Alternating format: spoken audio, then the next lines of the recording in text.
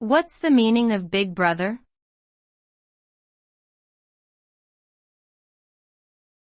Big Brother.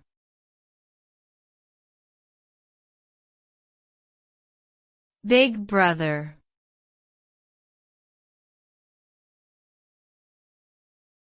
Big Brother.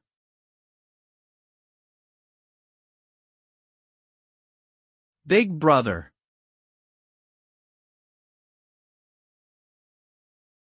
Big Brother is a term that refers to a figure of authority or control who monitors the actions and thoughts of others. It gained popular usage from George Orwell's famous novel, 1984, where it was used to describe the totalitarian government that had absolute control over its citizens.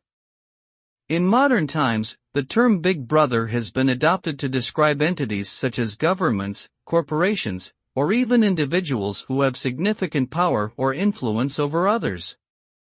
The concept of Big Brother is often associated with surveillance, invasion of privacy, and the suppression of individual freedom, leading to fears of a dystopian future where personal autonomy is no longer possible.